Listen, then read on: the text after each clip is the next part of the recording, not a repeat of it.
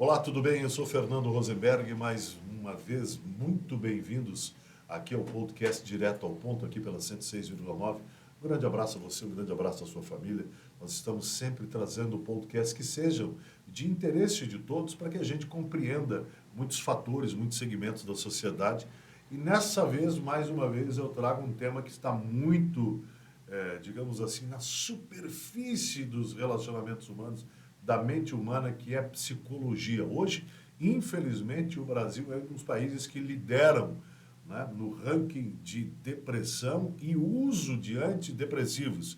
E hoje eu converso com Josiane Saviato, ela é psicóloga, né, 42 anos, 17 anos de profissão, já foi RH de algumas empresas, mas nós vamos tentar aí conversar hoje com a Josiane sobre o fator que é justamente a coisa do desenvolvimento humano, mas principalmente como funciona a mente humana, quais são as ciladas que elas podem que podem nos trazer.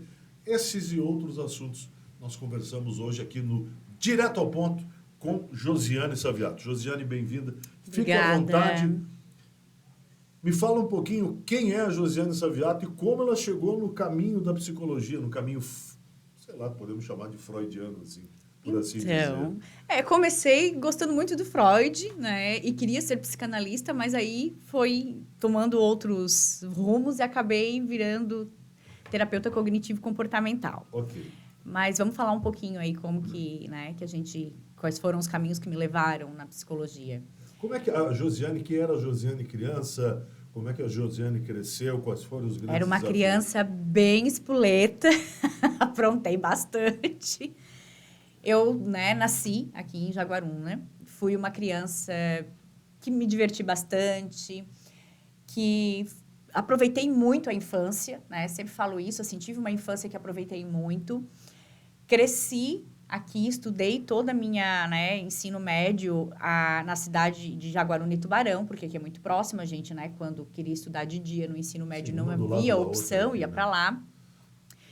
E fiz o meu ensino médio. E comecei a me interessar pela psicologia e pelo jornalismo. Eram duas coisas que eu tinha muita vontade de fazer. A minha primeira opção, na verdade, foi jornalismo. Né? Até o dia que alguém falou, tu te comunica tão bem, tu nunca pensou em fazer psicologia? E aí aquilo veio na minha cabeça. Opa, dá pra se comunicar bem e ser psicóloga. Não precisa necessariamente eu ser jornalista. E aí, eu esperei um tempo para poder entrar, né, na faculdade, porque na época ainda é uma faculdade que tem um valor considerado. E aí, com 22 anos, eu passei no vestibular, né, e aí decidi, vou encarar.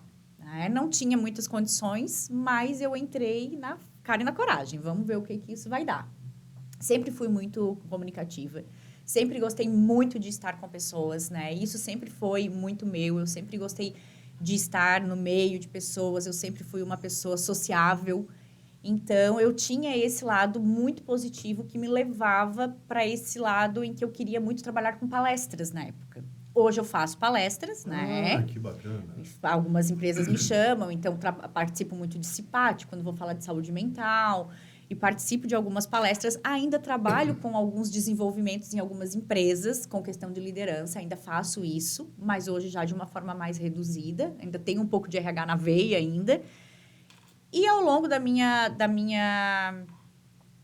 graduação, eu já fui desde muito cedo estagiando, né? No 5º semestre, eu já comecei a estagiar. E já tive, né? Não sei se a sorte, porque eu acredito que não é só sorte, a gente também tem o nosso papel muito importante nisso. E comecei a estagiar já numa grande empresa. E ali eu comecei a minha carreira. Fiquei por alguns anos dentro de algumas empresas, né? E aí, em torno ali de 2020, eu decidi, não, agora eu vou viver só da clínica. E aí, eu parei de trabalhar em empresa e fiquei só na clínica. A gente tem um mito muito grande dentro da faculdade de psicologia, né? Que viver de clínica não dá. É uma coisa que a gente escuta muito na faculdade. Viver de clínica não dá. Aliás, se você me permite, Josiane, hoje, fazendo essa pergunta direto ao ponto, como é o nome do programa, eu acho que hoje a psicologia tem um papel fundamental na construção da nova sociedade humana, né? Numa sociedade que se vê aí de cara para o gol, com fatores religiosos, com fatores de culto ao corpo, com fatores de aceitação. E é nessa vertente que eu queria que você conversasse um pouquinho agora com a gente. Como é que é? A mente humana, ela é uma coisa complexa quando não cuidada de forma adequada? Eu te diria que a mente humana ela tem muitas armadilhas, né? Quando não cuidada, a gente pode sim entrar em muitas armadilhas, né? A nossa mente, ela é capaz de, tanto para o positivo, quanto, infelizmente, para o negativo, criar algumas armadilhas. E a gente, quando não cuida disso, a gente entra mesmo. Hoje, a psicologia, sim, está sendo muito, né, Desculpa falada. pegar o gancho, mas vamos lá. Você fala em armadilhas. Vamos lá. Que tipo de armadilha hoje, na visão da Josiane Saviato, psicóloga, com 17 anos de profissão, quais são as maiores armadilhas da mente humana no olhar da psicologia? Eu acho que a vida que a gente leva hoje já tende a nos levar para muitas armadilhas, né? Então, hoje a gente, excesso de autocobrança, o culto ao corpo, como você mesmo falou, né? A questão de a gente estar numa sociedade em que a gente tem que ser sempre melhor. Eu tenho que sempre ser o melhor no meu trabalho, o melhor para minha família, o melhor nas relações. E tudo isso vem causando um desgaste e nos trazendo muita armadilha, porque tem coisas que não é possível, né? Nós não vamos ser 100% em todas as áreas da nossa vida, né? Eu te diria que a gente não vai ser 100%, não sei se em uma área da nossa vida, porque ser 100% será que é possível? Será que é possível a gente fazer tudo perfeito? A gente ser o melhor em tudo? A gente não se acostuma. Quando você tem um livro que fala muito sobre isso, que a maioria das pessoas, elas levam uma vida mediana. A nossa vida, ela é mediana. A gente trabalha, vive bem. E as pessoas não entenderam ainda que talvez isso seja o suficiente. As pessoas sempre querem mais, querem mais. E nessa busca do quero mais, a gente está encontrando cada vez mais pessoas com burnout, cada vez pessoas mais estressadas, cada vez pessoas mais deprimidas, cada vez pessoas mais ansiosas. Cada vez pessoas saindo com mais caixas de antidepressivo Cada das vez. farmácias e dos consultórios. Aí eu quero entrar com você, Josiane, se você me permite. Você falou de uma forma muito abrangente, eu queria aprofundar um pouco o assunto. Nós temos aí um sistema de imediatismo, nós temos um sistema de autocobrança muito forte, e hoje, praticamente, o sistema determina os padrões de vida e de comportamento do ser humano. Essa matrix que nós temos, que determina através das redes sociais, não que a internet, eu digo sempre aqui, né? Às vezes as pessoas acham que eu tenho alguma coisa... Não tenho nada contra a internet, até porque nós estamos fazendo aqui um trabalho na internet, nesse podcast, e a gente precisa, não é a internet que é a grande vilã da coisa, mas assim, muitas vezes, como ela é usada. Como ela é usada. Essa coisa da autocobrança, do imediatismo, do piloto automático, que você hoje não tem muitas vezes tempo nem para tirar para sua família, que você não tem tempo para tirar isso aqui, né? Isso aqui é uma verdadeira loucura, né? Como o ser humano lida com isso? Dá umas dicas de como deixa o celular para lá, deixa correr, deixa tocar, dá uma olhada, e a gente fica naquela, mas se eu não olhar o celular, alguém da família pode ligar, pode estar passando mal, pode ter algum problema, ou alguém pode estar precisando de mim. Como é que lida com essa bagunça na mente, Josiane? É difícil, né? É só pra gente ver aqui, né? Você está com o seu, eu tô com o meu. Eu ele tô com virou os meus, uma... né? Mais Os de um, meus, né? Eu tenho um só por enquanto. Ele virou uma extensão do nosso corpo, né? A gente anda hoje com o celular na mão. Sim. A gente anda com o celular pra lá e pra cá. Dentro de casa, às vezes, eu me pego com o celular na mão e eu penso, Josi, precisa agora? Não, deixa ele lá na mesa que ele vai fazer a funçãozinha dele lá. A gente precisa se policiar. Tem uma distorção cognitiva que a gente chama dentro da terapia cognitiva que acontece muito com o uso do celular, que são as comparações injustas. O celular e as redes sociais nos levaram para um caminho de comparação em que a gente muitas vezes usa o celular para comparar a nossa vida com a vida das pessoas que estão lá. E muitas vezes a gente está se comparando com 30 segundos de algo que a gente nem sabe o que está acontecendo naquele dia da pessoa. E aí, se você me permite o gancho, é uma coisa muito importante que você fala. Por quê? Porque, principalmente, algumas pessoas, né, tentam levar a sua vida de acordo com a vida de algumas estrelas, de algumas personalidades, como você disse muito bem, que tiram o tempo, tiram o contexto do tempo, tiram o texto, tiram o tempo do contexto para virar pretexto. E as pessoas, quando olham que nossa, que vida maravilhosa, que vida de sonho. E, na verdade, é uma pessoa comum como outra qualquer, que vai ao banheiro, bebe água, se alimenta, tem problema. E que às vezes está tendo um dia péssimo, que está tudo dando errado, telefone, né? mas ela fez um stories de 30 segundos, onde ela usou toda a energia dela, toda a força dela, para fazer aqueles 30 segundos de stories. E todo mundo, mas olha só a vida de fulano, como é legal, né? E eu tô aqui... Josiane, essa teatralização do mundo perfeito, para uma pessoa psicologicamente não maturada ou despreparada, pode ser um veneno? Eu acredito que sim. O que a gente hoje vê muito? Você imagina você estar num processo de depressão, onde as coisas não têm prazer, onde as coisas não tá legal, meu dia não tá legal, eu não tô bem, eu acordo me sentindo mal, e aí eu pego meu stories, eu pego meu celular, olho o stories, fulano de tal já tá fazendo dancinha às 7 da manhã. E aí a primeira coisa que eu penso é, meu Deus, quem sou eu, né? Olha que incapaz que eu sou. Por que fulana consegue fazer isso e eu não consigo? Sim. E o que a gente tem visto, né? Cada vez mais essas pessoas que a gente segue e que apresentam uma vida perfeita, dando depoimentos de que se encontram, né? Ou num estado de depressão, ou numa estafa, ou numa crise de pânico. Ou numa crise matrimonial. É o que a gente mais tem visto, né? O número de famosos que têm declarado, né, até pausa na carreira, porque estão em tratamento, porque precisam se afastar. A gente tem ouvido muito isso. E a gente está lá se comparando com uma coisa que a gente não sabe, gente, o que está se passando na vida daquela pessoa. A gente vê 30 segundos, é uma fantasia. E a gente tem se comparado muito, né? Porque hoje, o que você acaba vendo? Nossa, ganha o seu primeiro milhão com 18 anos. Nossa, isso é febre na internet. E aí eu tenho 42 anos e não tenho meu primeiro milhão. Tem um cidadão mesmo aí que virou até meme na internet. Agora eu não vou falar o nome por questão de respeito profissional, mas assim, ele vende uma coisa como se você pudesse assistir um curso dele, né? E da noite para o dia você faturar o seu primeiro milhão. Gente, não é assim. Não. Isso é balela. Josiane, me ajuda, por favor. Não, gente. E a pessoa começa a se comparar, né? Eu já enfrentei em consultório jovens adultos, e aí jovens adultos, eu digo assim, 20, 21 anos, se sentindo insuficiente, incapaz, porque ele ainda não está ganhando 20 mil por mês. E aí eu fico pensando... Início de uma vida. Gente, a gente luta muito para conseguir ter uma renda que mantenha as nossas contas. Um salário de 8 dígitos aí hoje. Que nos dê uma condição de vida boa, né? Já está ótimo. Mas as pessoas não se contêm mais com isso. Então, eu escuto muito em consultório assim, nossa, eu sou um fracassado, porque eu vejo lá na internet o fulano de tal, e ele já fez 1 milhão, e ele tem tantos anos. E aí ele ensina, e aí eu compro aquele pacote, eu compro aquele e-book, e eu não ganho 1 milhão. Aí eu vou aproveitar aqui, quero dizer para o nosso internauta, tem uma coisa que eu falo muito aqui nos nossos podcasts, e levo para a minha vida pessoal também, que diz assim, se o sentido da vida fosse ganhar dinheiro, quem fosse rico não morria. Presta atenção nisso. Se o sentido da vida fosse só ganhar... Claro, dinheiro é bom, todo mundo precisa para viver. Mas se o sentido da vida fosse só ganhar dinheiro, quem ficava rico não morria. Estou errado, Josi? E muitas vezes assim, para quê? O que você quer tanto com esse dinheiro? É para você ou é para você mostrar aos outros? Aí sim, a ostentação. Esse dinheiro, você precisa... você precisa de 20 mil reais para viver?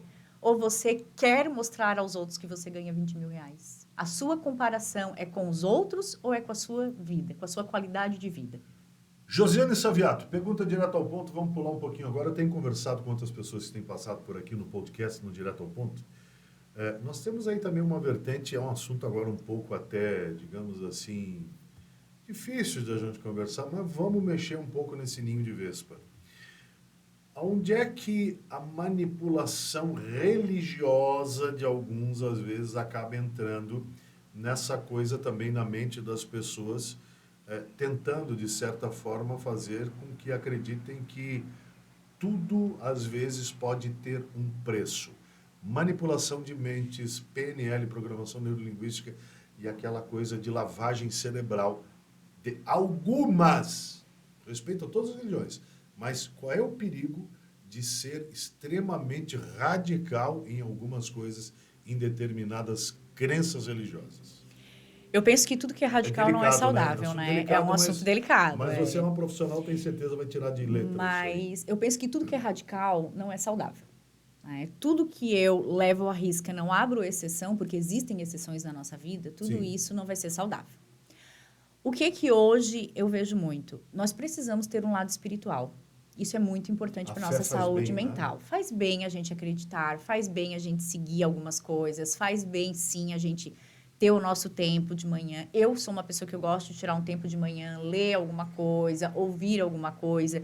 Isso é positivo. Quando isso se torna muito radical, entrando para o lado do que a gente chama de, vamos dizer assim, fanatismo, aonde eu não consigo ver outras possibilidades, Pois é, eu isso te vai pergunto uma afetar. coisa, Josiane Saviato, mas afinal, o que é fanatismo? Eu te diria assim, as minhas palavras, tá? Vamos lá. Quando a gente acredita, a gente está vivendo um universo em que a gente não consegue ver outras possibilidades, em que só aquilo tá certo para ti, né? Tu não consegue ver outros caminhos. Porque o que acontece? Você pode ter uma crença, mas você pode ser aberto a outras crenças. E você muitas vezes pode entender que a sua crença, em alguma parte, às vezes, falha. Talvez o do outro lá me ensine alguma coisa que aqui eu não estou aprendendo, Sim. né? E Mente aberta. fanatismo quando a gente não consegue, a gente não abre a nossa cabeça para outras coisas, né? A pessoa entra naquilo e aquilo é uma verdade absoluta na vida dela e ela invalida todas as outras situações, todas as outras, né? Os outros pensamentos, todas as outras formas de ver aquela questão por outras vertentes.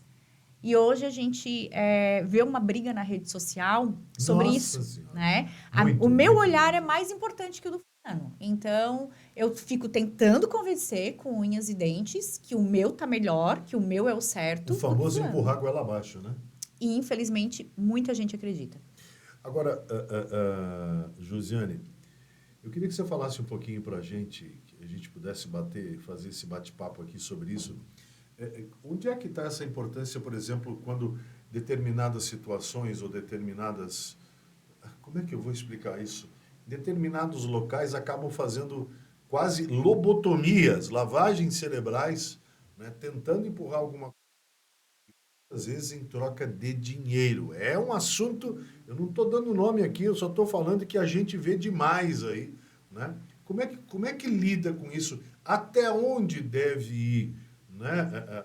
Essa coisa de puxar pelo lado espiritual e aonde começa muitas vezes uma armadilha apenas para buscar alguma coisa no bolso. É por isso que você tem que ter um autoconhecimento muito importante, né? Você precisa se conhecer muito para você entender assim, até onde isso está me fazendo bem e aonde que isso já está rompendo com os meus limites. Muitas vezes as pessoas vão procurar curas milagrosas, né? E aí eu vejo muito isso dentro do consultório. As pessoas às vezes não querem passar por um processo terapêutico, por exemplo, porque o processo terapêutico ele demora, né? Ele não é uma coisa de um dia É para o um outro. trabalho evolutivo, né? E lá as pessoas estão me mostrando que a cura vai vir rápido, que pagando tanto você. E eu vejo muito isso, né? Então hoje a gente fala de psicologia, psicologia é uma ciência, a gente consegue provar que isso funciona. E eu vejo muitas coisas que não são ciência cobrando valores exorbitantes, muito acima do que uma terapia, e a pessoa não se custa pagar. Porque aquilo me entrega, tá me Algo dizendo que pronto. vai me É um produto entregar, pronto, né? vai me entregar um negócio aqui que eu vou fazer e ok, né? E não é assim, né? E não é assim. Enquanto você não evoluir, não tiver o seu autoconhecimento, enquanto você não se der conta de como você funciona, de quem você é, o que faz bem para você, nada vai entregar algo para você que vai trazer cura. Josiane, nós temos uma outra situação, você que é psicóloga, não sei se atende, mas deve atender muito adolescente, talvez, em Atendo alguns consultório. adolescentes. Eu atendo adolescente para cima. Nós temos aí hoje uma faixa de adolescentes, né? O pessoal brinca, diz que é da geração Nutella. Não tem nada a ver, eles brincam, né? Um grande abraço ao pessoal da Nutella. Mas hoje o adolescente ele se milindra com muita facilidade. Ele tem também essa coisa de se amoldar de acordo com aquilo que a rede, né? O que a internet põe como certo, põe como correto, tanto meninas quanto meninos. Aí nós temos toda a situação agora, né, de uma abertura muito grande da sexualidade, dos gêneros, por aí. Isso dá um nó na cabeça do adolescente e aí, consequentemente, dos pais também, José? Eles cresceram, já nasceram nesse mundo, né? A gente fala que eles já nasceram com o celular na mão, né? Diferente da gente que Eu sou da época da internet de escada, né? Então, assim, para Somos. entrar na internet era, olha, um sacrifício. Eles não, eles já nasceram nessa fase, eles já nasceram com o celular na mão, então eles já nasceram com muita informação. O que às vezes eu vejo que dá um nó na cabeça dos pais? A gente também precisa evoluir nesse sentido. A gente precisa, sim, os pais também, aprender mais sobre o que né, sobre o que está acontecendo, sobre quais são os movimentos que estão acontecendo na internet, cuidar do que os nossos filhos estão vendo no celular. A gente precisa tomar muito esse cuidado, porque nos dias de hoje a gente precisa saber, sim, o que os nossos filhos, acompanhar o que os nossos filhos estão vendo na internet. Existem muitos canais que vão ensinar muitas coisas boas, sim, que vai estar lá para ensinamento, mas tem muita coisa que é prejudicial. Muito lixo, né? E eu te diria que a grande maioria, né, é prejudicial. Então, assim, a gente precisa entender.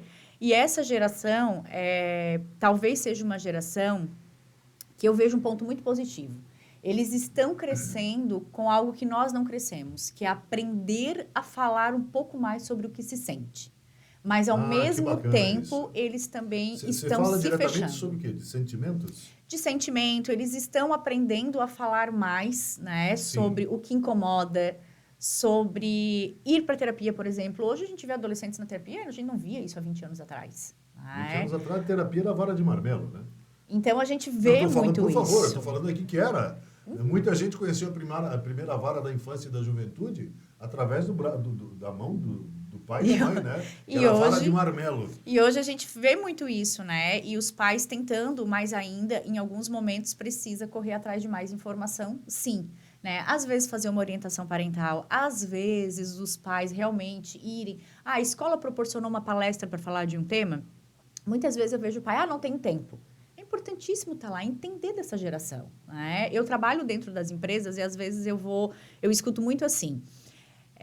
A gente quer uma palestra para lidar com essa geração nova. E aí eu pergunto muito assim, quanto na sua cultura você respeita essa geração nova? Porque para aprender a lidar você tem que respeitar. Entender os fatores. Entender. E aí eu tive uma vez um gestor que me falou assim, Josi, eu não entendo essa geração nova, porque eles não estão contentes, eles falam. E aí eu falei assim, tu já parou para pensar que isso que eles estão fazendo é o que a gente queria fazer? Há 20 anos atrás a gente não conseguia? Como, né? A gente não conseguia, a gente era calado, a gente não conseguia. Então, nós estamos ficando assustados com o poder que essa geração está tendo. De comunicação, né? Poder de como conseguir comunicar as coisas. A gente está assustado com isso. Josiane Saviato, psicóloga, hoje comigo aqui no Direto ao Ponto. Muito obrigado por estar conosco nesse podcast. Muito interessante, um bate-papo muito legal. Josiane, outra coisa. Hoje nós temos uma coisa que eu chamo manipulação. Muitos manipuladores, né? Em todas as esferas de idade, em todas as faixas etárias, mas principalmente tem aquela coisa do coitadismo, né? Da vitimização e pessoas que utilizam do poder da vitimização. Eu estou doente, então você tem que fazer tudo por mim. Eu estou assim, porque se você não fizer o que eu quero, eu vou ficar chateado. Porque eu não consigo me livrar disso, porque você não está me dando atenção. E às vezes vão cada vez mais vampirizando energeticamente, né? Eu falo psicologicamente, as pessoas que estão ao redor, né? E aí eu tenho muito grande com isso, já vi isso demais acontecer. Como é que lida com os manipuladores, por exemplo, aqueles que se vitimizam de certa forma tão fortemente que as pessoas que estão em seu redor acham que se elas não fizerem o que a pessoa está precisando, a pessoa vai morrer daquilo e não vai ter salvação, digamos assim, mental, na sua saúde mental. Como lidar com a manipulação humana? A gente precisa entender uma questão. De onde vem essa manipulação? Porque muitas vezes o manipulador ele pode ser um portador de um transtorno. Do tipo? Existem alguns transtornos que podem ter esta questão da manipulação muito aflorado. Né? Ferrenha. E muitas vezes ele tem uma história de vida que levou ele para aquilo. Como, por exemplo, os casos de borderline. Né? São pessoas que sofreram a vida inteira com abandono. Eles têm uma história de abandono. Então, eles acabam, muitas vezes, com medo de ser abandonado, fazendo com que aquela pessoa não abandone ela. E aí usa meios, às vezes, que não são tão legais, né? Defina não tão legais, por favor. Bem, Direto ao ponto. bem Vamos como lá. você falou mesmo, assim, se você sair ou se você me deixar, eu vou morrer, né? Se você não fizer isso, eu posso me matar. Isso pode acontecer, né? E aí a gente precisa entender de onde vem essa manipulação, porque a gente pode estar falando de uma pessoa que também está doente, né? E que precisa de um tratamento, e que tem um transtorno, e que esse transtorno precisa Pois ser tratado. Agora, Josiane, eu quero te dizer uma coisa. A gente entende, eu tenho certeza, eu vou te fazer uma pergunta agora aqui, uma colocação, que muitas pessoas gostariam de fazer se tivessem a oportunidade de estar frente a frente com um profissional de psicologia. Mas, na maioria das vezes, essas pessoas que estão necessitando de um tratamento, de uma terapia, de um atendimento de um profissional da psicologia, é como, muitas vezes, um dependente químico. Ele sabe que ele tem um problema, mas ele não aceita. E se você disser para ele que ele tem esse problema, que ele precisa tratar essa ferida emocional dele, ele vai dizer, não, você está louco, eu não preciso disso. E aí você acaba arrumando um angu de caroço com essa pessoa. Você acaba, sabe, se indispondo. Como é que lida com isso? A aceitação é o primeiro passo e é o passo mais difícil, Com né? certeza. Para a pessoa que precisa realmente ali de estar num tratamento, a aceitação é o primeiro passo que ela precisa ter, só que é um passo que a gente entende que é difícil. A gente não pode desistir. Quando a gente está com alguém assim, que precisa de tratamento, eu sempre falo assim, não desistam da pessoa. Pode ser que na primeira vez ela não vai ouvir, pode ser que na segunda vez ela não vai ouvir, mas vão acontecer coisas na vida dela em que ela vai ter prejuízo e que em algum momento ela vai perceber que ela precisa de ajuda. E aí o que a gente pode fazer, muitas vezes, de uma forma prática, é mostrar para essas pessoas o prejuízo que ela está tendo. Né? É chegar e mostrar, olha, você percebe o que está acontecendo na sua vida? Você percebe isso aqui? Você está percebendo que as suas Às vezes, por que que as pessoas estão se afastando de você? você? Isso acontece Pessoa muito em geniosa, uma consultório. pessoa difícil, de tratativa, você tenta tratar com todo carinho do mundo, né? Mas a pessoa parece que não aceita. Eu sempre brinco assim, você precisa parar para pensar assim, será que eu tô certa e o mundo inteiro tá errado? Eis uma pergunta interessante. Porque se só eu tô certa e o mundo todo, tá todo mundo me falando, olha, as pessoas estão se afastando de você, olha, se você continuar assim, tá todo mundo me dizendo isso, eu tô ouvindo isso de todo mundo, será que eu tô certa e todo mundo tá errado? Inteiro errado e só pessoas... Então, muitas vezes a gente precisa parar para pensar um pouquinho nisso, assim, né? Quem avisa, será que essas pessoas não estão vendo alguma coisa que eu não tô vendo?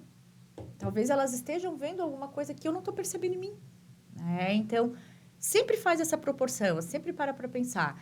Eu recebi uma vez um paciente no consultório que era um caso de borderline e a pessoa me falou isso, assim, eu comecei a perceber que as pessoas estavam se afastando de mim. E aí foi quando eu aceitei o tratamento. Foi quando eu parei para pensar que eu precisava de ajuda. Porque as minhas relações difícil, né? estavam cada vez... É um caminho difícil. Já estava num prejuízo muito sério. Desgaste emocional nos relacionamentos afetivos, inclusive intrafamiliares. Intrafamiliares. Josiane, passando para outra pergunta, para dar encerramento ao nosso podcast, agradecendo a sua participação, nós temos um caso que tem acontecido, infelizmente, pela demanda de depressão, pela demanda dos antidepressivos, de toda uma história de saúde mental, que agora parece que o governo como um todo está tomando muita consciência, não só a saúde física, mas a saúde mental também, que aí nós temos muitas pessoas frutos, né? Como a gente falava aqui dessa loucura toda que é a necessidade da autoafirmação, de ser o melhor, de ser o perfeito, que as pessoas me aceitem, que eu preciso muitas vezes sair da minha essência pessoal e me amoldar de acordo com o que aquilo a sociedade precisa de mim, que o sistema precisa de mim. E quando ela não consegue, ela muitas vezes, por desconhecimento de causa e não tendo um profissional de psicologia, não tendo muitas vezes como acessar um profissional de psicologia, ela vai para uma coisa perigosa e pode ser a última coisa da vida, que é o suicídio. Como tratar ou como evitar pensamentos suicidas? Josiane Saviato. Então, a gente... É uma pergunta muito delicada. Delicada, mas que a gente faz justamente no sentido de ampliar o conhecimento e que as pessoas possam, através das suas palavras como profissional de psicologia, tentar amainar um pouco essa situação. Muitas vezes as pessoas que já estão nessa fase, elas precisam sim de medicação e precisam de apoio, né? Precisam de um profissional e muitas vezes a gente vai falar até de internação. Não Quais existe. são, eu só preciso te fazer essa pergunta direto ao ponto.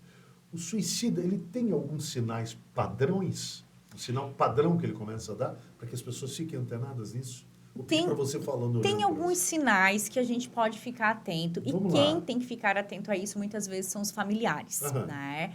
Primeiro de tudo, a gente sempre fala assim, já houve uma tentativa, ou a pessoa anuncia, você já encontrou algum indício de que ela está fazendo planos, né? Você já encontrou lá algum material que deu a entender que essa pessoa pode fazer plano? Em momento algum, deixa essa pessoa sozinha. Essa pessoa, ela precisa ser vigiada constantemente, ela não pode ficar sozinha. Isso é básico, né? Isso é a orientação que a gente dá no consultório quando a gente recebe um paciente que ele tem pensamentos, que ele tem uma ideia, que ele tem planos. A primeira coisa que a gente fala para os familiares é: não pode ficar sozinho. Ele não pode, em momento algum, estar sozinho. Essa premissa que as pessoas falam assim, quem quer faz, não anuncia. Não é bem assim. Tem, sim, sinais. Né? Existe um mito do quem quer faz. Você falou muito assim, como é que é? Cachorro que late não morde, né? Ele fica falando, ele não vai fazer. Não vai fazer. E às vezes, cuidado, porque essa história que não vai fazer pode ter um desfecho final não muito interessante. Aliás, nada interessante. E aí a gente fala muito sobre isso, assim, a família precisa estar atenta, né? Como que você vai perceber isso? Na fala, no comportamento, de repente você começou a perceber essa pessoa mais calada, você começou a perceber se é uma pessoa que já está no processo que a gente sabe que está fazendo tratamento de depressão, o nosso olhar fica mais rápido e mais atento para aquilo. Quando é uma pessoa que ainda não foi diagnosticada, a gente precisa começar a ficar atento para aqueles itens básicos de depressão mesmo, porque vai começar às vezes com uma depressão. Então, se essa pessoa começou a ter muito desprazer naquilo que ela fazia, se essa pessoa, de alguma maneira, passa a maior parte do tempo dela querendo se isolar, com humor deprimido, se você começa a perceber isso, parece que aquela pessoa não é mais quem era. Né? Em algum momento, parece que ela foi mudando, tá mais calada, se isola, quer passar muito tempo trancada no quarto. Começa a ficar de olho nisso. Não deixe essa pessoa sem assistência. O que a gente vê hoje muito? Muitas vezes as pessoas falam, né, dão algumas... né, vão deixando alguns indícios de que estão deprimida, de que não estão legal, e às vezes a gente escuta, levanta dessa cama, vai fazer alguma coisa, te anima. Né? A pessoa não tem energia para isso, ela não consegue se animar. Mas é difícil de algumas pessoas entenderem isso, né? É muito difícil. Não, eu te diria que para os familiares é mais difícil ainda, muitas vezes, porque a depressão a gente precisa entender assim, vai precisar muito de apoio familiar. E muitas vezes, onde que o paciente deprimido mais sofre? Na falta de apoio familiar. Então, muitas vezes, se eu já estou deprimido, se eu já estou no sofrimento, se eu estou sozinho nisso, o suicídio pode passar a ser uma ideia.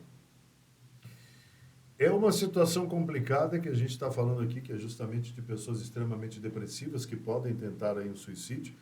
A Josiane Saviato, aqui, psicóloga, que participa conosco hoje do Direto ao Ponto, aqui o podcast pela 106.9, fala de uma coisa importantíssima, né? Aquela história, a gente ouviu muito falar nisso, inclusive, né? A gente que está aqui aí não tem vergonha de dizer na casa dos 5.0 já.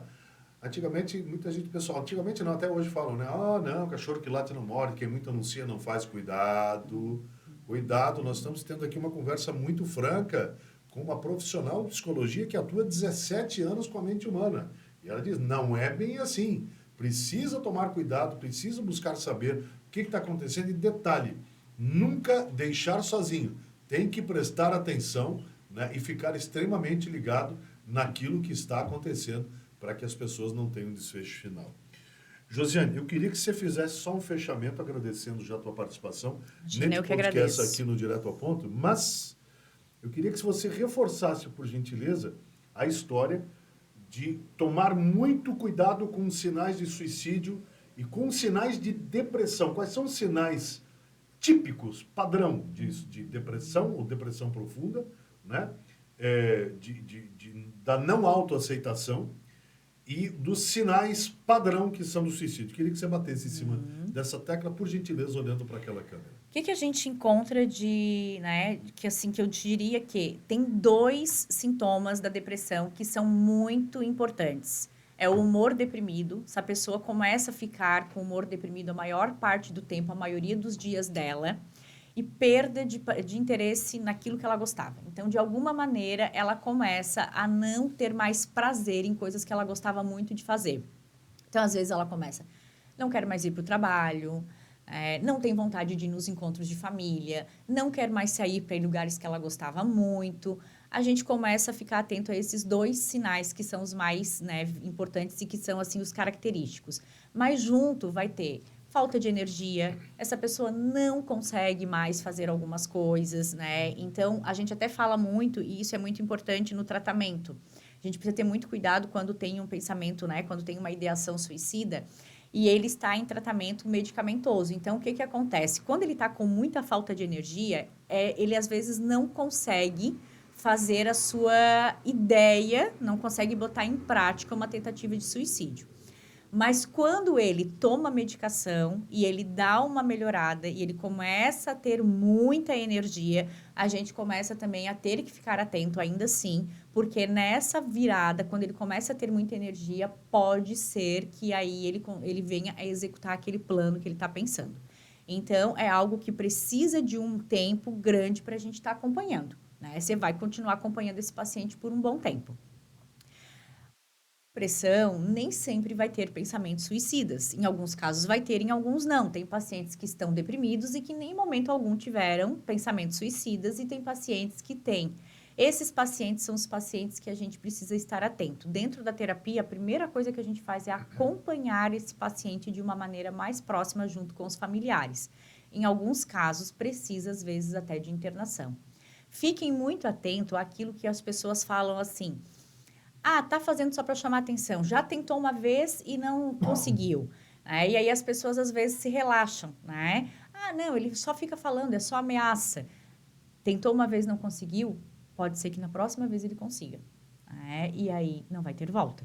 Então a gente precisa estar muito atento a essas questões. E esse paciente, ele é um paciente que ele precisa ser o tempo inteiro, constantemente observado, junto com a família, monitorado pela família. Tá bom. Conversamos com Josiane Saviato. Josiane, muito obrigado. Eu deixo aí para você 30 segundos para suas considerações finais, agradecendo você nesse podcast da 106.9, falando hoje sobre vida, né? Falando sobre suicídio, falando sobre depressão, sobre os males da mente humana. Muito obrigado. Por gentileza, suas considerações finais. Eu que agradeço a participação, muito obrigada. O que eu gostaria de falar para essas pessoas, né, que estão ouvindo, que em algum momento, se elas se encontram com um desses sintomas que a gente fala, procura ajuda. Tem como tratar, tem como sair disso. Eu sei que quem está num processo deprimido, parece que aquilo não vai melhorar, mas melhora. Tem como ressignificar tudo isso. Não deixem de procurar ajuda. Os familiares não deixem de ajudar. Não deixem de levar. Não esperem, porque muitas vezes essa pessoa que já está num caso mais avançado, ela não vai conseguir procurar ajuda sozinha. E são situações que tem como reverter. Então, tem situações na vida que não há reversão, mas essa há uma reversão, sim. A gente pode sair de um quadro depressivo e ter uma vida normal como qualquer outra pessoa. Basta a gente procurar ajuda no momento certo. Muito agradecido. Conversei com Josiane Saviato, psicóloga com 17 anos, né, de carreira. Falamos aqui sobre depressão, falamos sobre suicídio, falamos sobre truques da mente e principalmente a aceitação, né? E essa coisa do piloto automático que muitas vezes a sociedade e o próprio sistema tem imposto aos seres humanos nesse século XXI, que tem sido um século de verdadeiras loucuras para a aceitação. Não nossa, mas aquilo que o sistema, nós tentamos nos amoldar ao sistema, uma coisa que cada um tem uma vivência individual, uma coisa, questões pessoais precisam ser respeitadas. Um grande abraço a você, tudo de bom, saúde e paz. Fica por aqui mais um Direto ao Ponto. Eu sou Fernando Rosenberg, agradeço sua participação e compartilhe esse podcast com pessoas que você acha que pode ajudar de alguma forma, de forma interessante, de forma, obviamente, muito didática. Um grande abraço e até mais um Direto ao Ponto. Tudo de bom e até lá.